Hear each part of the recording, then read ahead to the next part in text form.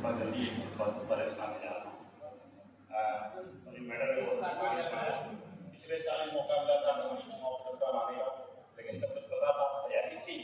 अभी इसका जो हाथ हुआ है उसमें समझी है, लेकिन कहानी सुना क्योंकि बच्चों की कहानी है, छोटे बच्चों की कहानी है।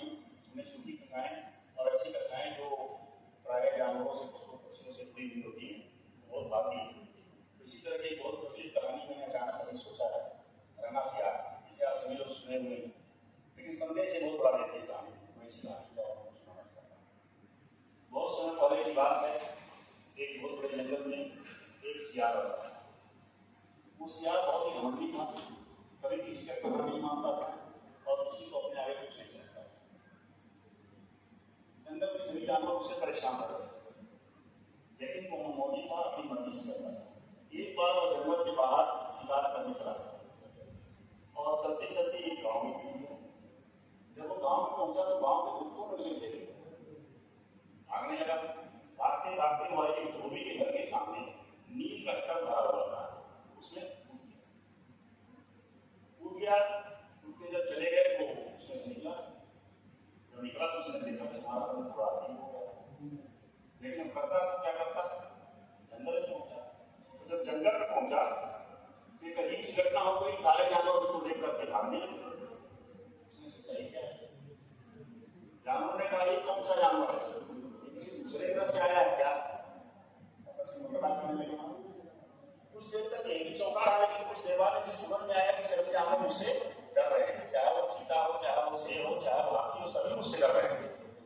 तो ये घमंडी भी था, चालाक भी था। इसने तुरंत ही योजना बना ली।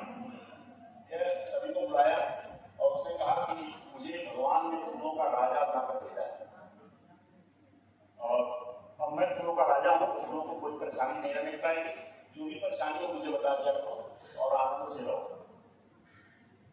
लोग घबराए हुए थे। लोगों ने सोचा कि अजीब सी घटना हुई है, हो सकता है भगवान का ही कोई संदेश हो, उन्होंने उसे राजा बना दिया।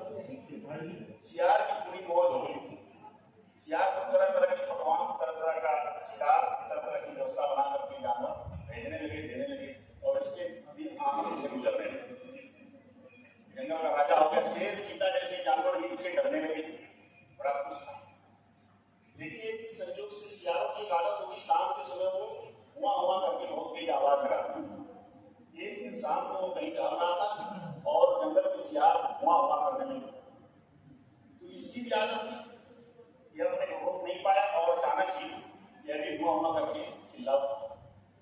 ज्यों ही ये चिल्लाया, आसपास के जानवरों का सियार इसकी बोल हो गई और जानवरों ने इसे घेर लिया और मारते मारते मार डाला। कहानी बहुत छोटी है, लेकिन इसका संदेश बहुत बड़ा है कि धोखेबाजी और झूठ के सहारे बहुत दिनों तक आप नहीं चल सकते। यह संदेश इसलिए भी समझी नहीं, इसमें रंगे सियार बहुत घूम रहे हैं, तो रंगे सियारों से सावधान भी रहिए और बिना सियार बचने से